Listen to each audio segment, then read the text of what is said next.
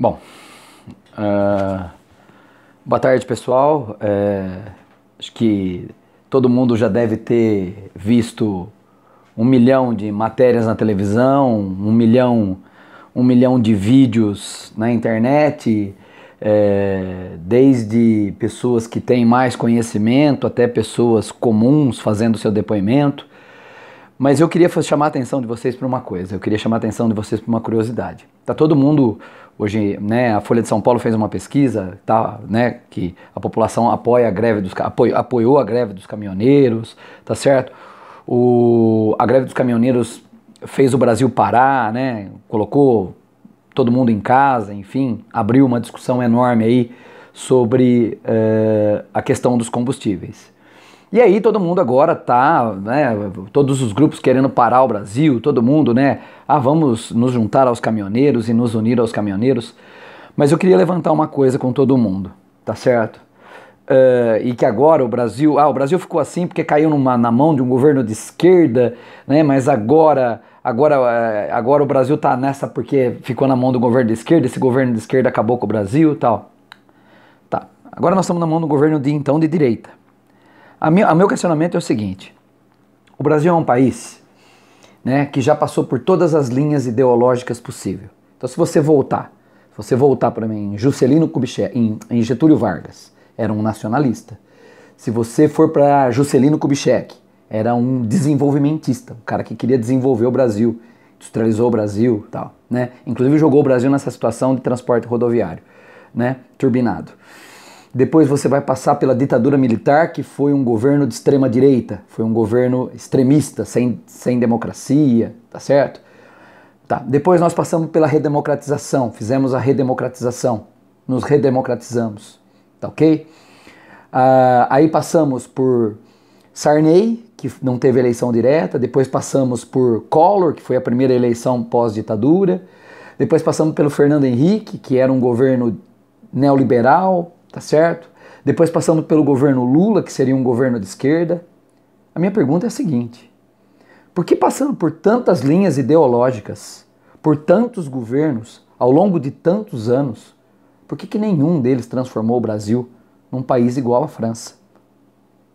Então, pera, será que o problema é a esquerda? Será que o problema é a direita? Será que o problema é a extrema-direita? Porque eu tenho uma certa idade e eu nunca vi o Brasil ser igual a um país desenvolvido. Então, por que o Brasil não é igual a um país desenvolvido? E por que o Brasil não é igual a um país desenvolvido ao longo de muitos e muitos anos e de muitos e muitos governos? A resposta, eu acho que é óbvia para todo mundo. Porque não se deixa o Brasil ser um país desenvolvido. O Brasil foi feito para ser um país, tá certo? Primeiro produtor de matéria-prima, exportador de matéria-prima. Depois o Brasil se industrializou às custas do capital estrangeiro, cuja todo o lucro vai embora daqui, sempre foi embora daqui, não é que ele vai embora daqui agora, sempre vai embora, tá certo? Então o Brasil ficou como um país emergente, subdesenvolvido, mas classificado como emergente, tá ok? E o Brasil nunca construiu uma condição de vida para sua população, nenhum governo construiu uma condição de vida para sua população que fosse digna. Nem a redemocratização, nem os militares, a gente nunca foi um país que chegasse aos pés de um país desenvolvido. Nunca deixaram, tá? Nunca deixaram. Quem nunca deixou, tá certo? Setores extremamente estratégicos que só vêm aqui no Brasil sugar.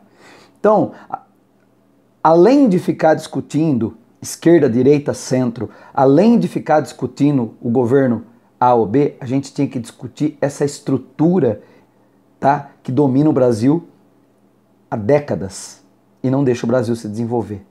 Olha há quantos anos a educação não dá certo. Se ela não dá certo num governo ou em outro, é porque foi aleatório. Mas se ela não dá certo em todos os governos, é porque ela foi planejada. A educação foi planejada a dar errado. Por isso que ela nunca dá certo. Porque ela é planejada a dar errado. Então não é uma questão de governo, de A, B ou C, é uma questão de estratégia para que o Brasil fique nessa condição de país subdesenvolvido, industrializado, que não gera uma condição de vida bacana para a sua população. Esse é o grande problema. Há um capital interessado em explorar o Brasil e não dividir riqueza. Basta você ver o seguinte: somos uma das maiores economias do mundo e somos um precário índice de desenvolvimento humano. Ou seja, nós geramos uma das maiores riquezas do mundo e, em contrapartida, não dividimos essa riqueza com a população. Ela fica concentrada na mão de alguns. E isso não é de agora. Isso vem de longa data. Vamos pensar.